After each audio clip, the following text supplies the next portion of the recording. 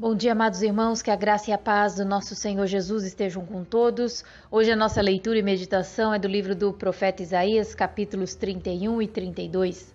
No capítulo 31, Isaías continua a falar sobre o erro do povo de Judá em confiar no Egito e em seus cavaleiros, e profere mais um ai contra os que deixam de confiar no Senhor. Versículo 1. Ai dos que descem ao Egito a buscar socorro e se estribam em cavalos e têm confiança em carros, porque são muitos, e nos cavaleiros, porque são poderosíssimos, e não atentam para o Santo de Israel e não buscam ao Senhor. Tolamente o povo de Deus estava confiando na força do exército egípcio e eles se esqueceram que os egípcios eram apenas homens e não deuses. Verso 3.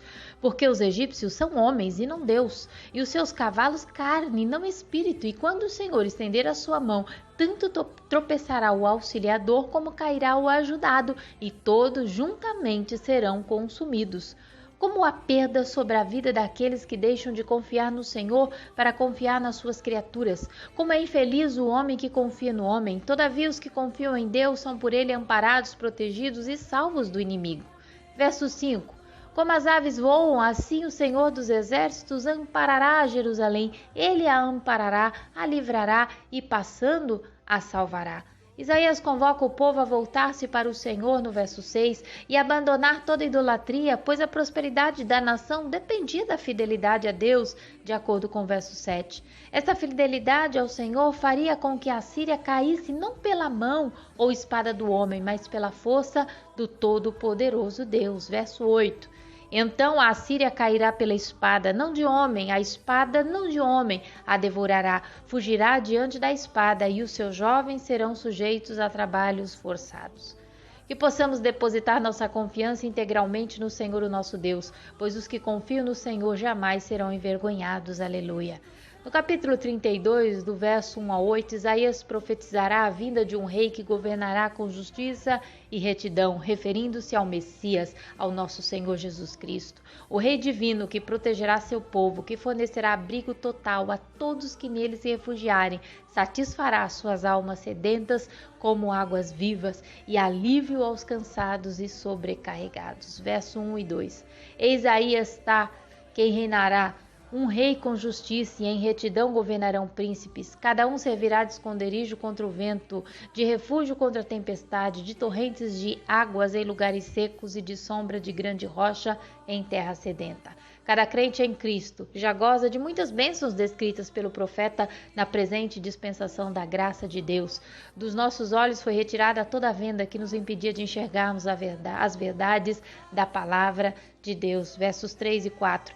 Os olhos dos que veem não se ofuscarão, e os ouvidos dos que ouvem estarão atentos. O coração dos temerários saberá compreender, e a língua dos gagos falará pronta e distintamente. Nesse governo, o louco e os fraudulentos não serão mais respeitados. Verso 5. Ao louco nunca mais se chamará nobre, e do fraudulento jamais se dirá que é magnânimo. Ninguém dirá que um mau caráter é uma pessoa de valor, nem que o malandro merece respeito. Nos dias de Isaías, como em nossos dias, as pessoas comuns admiram os ricos e famosos, mesmo que o caráter e a conduta dessas celebridades não mereçam respeito. Porém, no reino do Messias não haverá tal engano. Todos reconhecerão um homem mau e hipócrita. Os pobres e indefesos não serão mais enganados. Dos versos 9 ao 14, o profeta emite uma advertência severa à sociedade feminina mundana de Jerusalém. Versos 9 e 10. Levantai-vos, mulheres que viveis despreocupadamente, e ouvi a minha voz. Vós, filhas que estáis confiantes, inclinai os ouvidos às minhas palavras, porque daqui a 1 ano e dias vireis a tremer, ó mulheres que estáis confiantes, porque a vindima se acabará e não haverá colheita. O profeta as exorta a abandonarem a vaidade e se humilharem diante de Deus. Convoca-os ao arrependimento, porque a prosperidade se acabará, os campos férteis, frutíferos, serão tomados por espinhos e abrolhos, a alegria cessará, o palácio ficará abandonado, a grande cidade tornar-se-á num deserto, de acordo com os versos de número 11 ao 14. Somente com o derramamento do Espírito esse deserto poderia ser regado e receber água viva. Versos 15 ao 17. Até que se derrame sobre nós o Espírito lá do alto, então o deserto se tornará em pomar e o pomar será tido por bosque. O juízo habitará no deserto e a justiça morará no pomar. O efeito da justiça será paz, e o fruto da justiça, repouso e segurança para sempre. De aproximadamente 586 a 538 a.C., a terra de Judá permaneceu abandonada sob a liderança de Esdras, Neemias e os profetas pós-exílio. O templo foi reconstruído, a cidade foi restaurada. Em 445 a.C., os muros de Jerusalém foram reconstruídos por Neemias. A cidade prosperou durante todo o período intertestamentário. Todavia, durante a maior parte desse tempo, Jerusalém permaneceu sob o domínio de alguma potência estrangeira, primeiro dos persas, em seguida dos gregos e finalmente dos romanos. A glória, a Shekinah do Senhor já não residia no Santo dos Santos. Deus permaneceu em silêncio por 400 anos. A terra ficou sem a voz viva da profecia.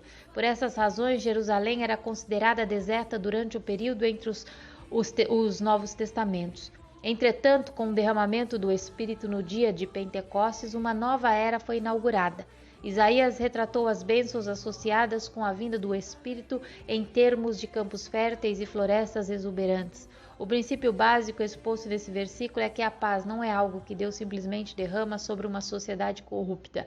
A terra deve ser limpa e ressemeada com justiça, cujo fruto é a paz, de acordo com os versos 16 e 17. Para isso, a promessa do Espírito, ela é imprescindível. João capítulo 16, do verso 7 ao 11. Mas eu vos digo a verdade, convém-vos que eu vá, porque se eu não for, o Consolador não virá para vós outros. Se porém eu for, eu vou-lo enviarei. Quando ele vier, convencerá o mundo do pecado, da justiça e do juízo. Do pecado, porque não crê em mim. Da justiça, porque vou para o Pai e não me vereis mais. Do juízo, porque o príncipe deste mundo já está julgado. Graças a Deus por esse Espírito bendito, santo, que hoje habita em nós, que nos convence do pecado, nos consola de forma tão maravilhosa e que nos conhece tão intimamente. Aleluia! Que o Espírito vos console em todas as suas dores. E até amanhã, se Deus quiser, com os capítulos 33 e 34 do livro do profeta Isaías.